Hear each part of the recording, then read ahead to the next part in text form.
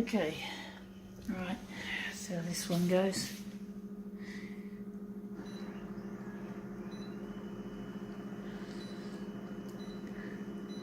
I think we're going to leave that at 100.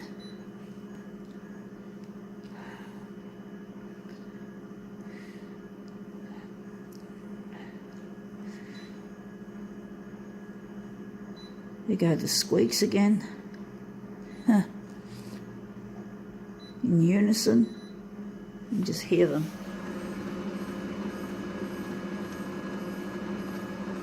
Stupid fucking Konica Minolta. Bullshit. Yeah, it's quiet now.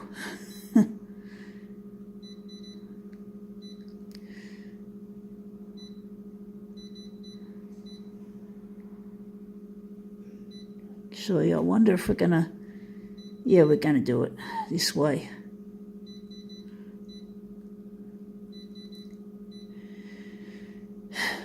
Right.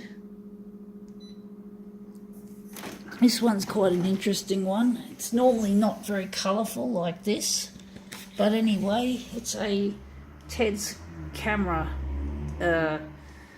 thing. It's quite appropriate for this in a way. I got one of my cameras fixed by...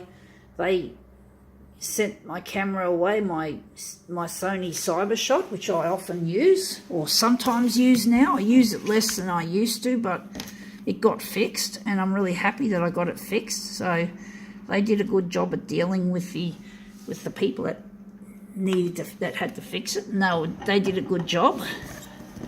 It would have cost less for me to replace the whole camera, but I just didn't like the idea because it's the less e-waste we make through buying entirely new products, the better our planet will be. So I decided to go in the planet's favour rather than thinking about my pocket. So it cost me more, but it's been a good camera, and I got a couple of batteries for it as well. The batteries are pretty much obsolete, so I was very fortunate I got them, as well as getting the camera fixed. Yeah. And Sony, you can't use generic batteries, apparently. I don't know for sure, but that's what I was told.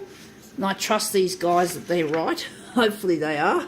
So that's our first one. So I think we can use that one as our original. Although I thought I saw more colourful bits, but I think that's pretty much... Yeah, I think that's pretty much it. I think we can start with that one. We'll just throw the pamphlet on the floor, get it recycled. Photocopy is making a terrible noise again.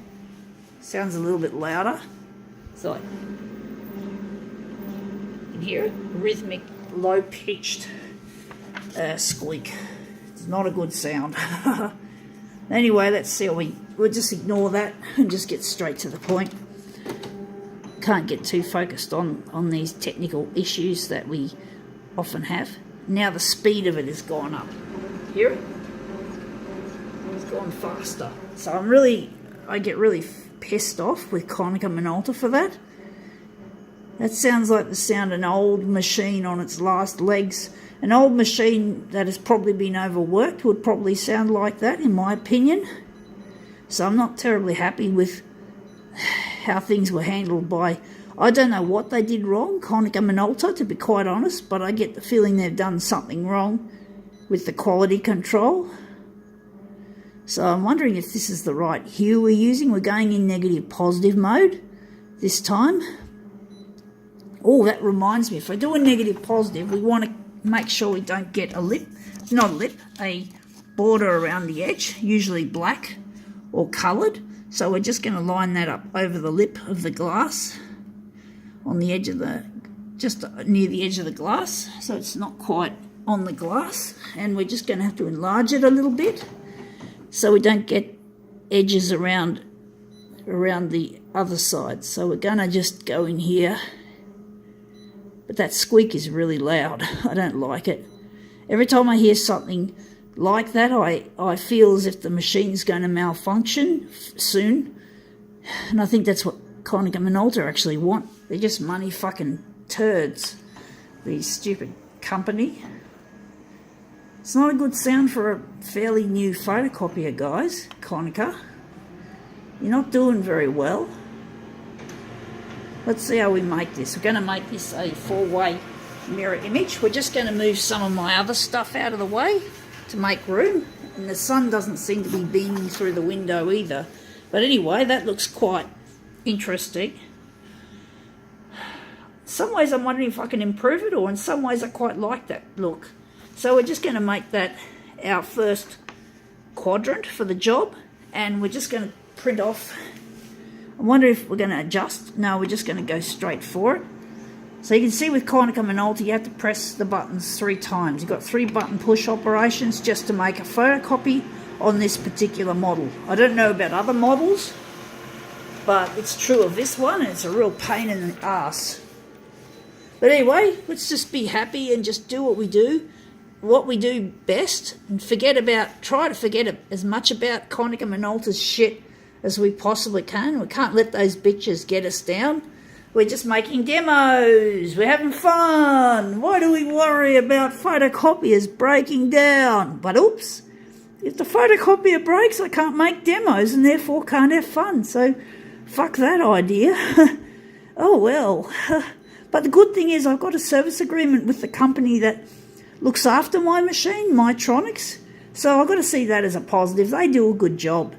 Better than Konica Minolta, certainly. They have to deal with Konica. They have to deal direct. I'd hate to deal direct with this company. I've heard terrible things about it, so I'm not happy. I would not be happy dealing with them direct. I'd rather Mytronics do all the hard work or all the dirty work for me.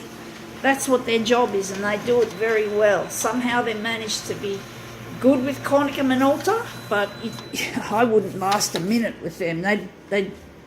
They'd tear strips off me, especially the way I'm tearing strips off them. Goes both ways, I guess, yeah. But I do not like the way the machine sounds.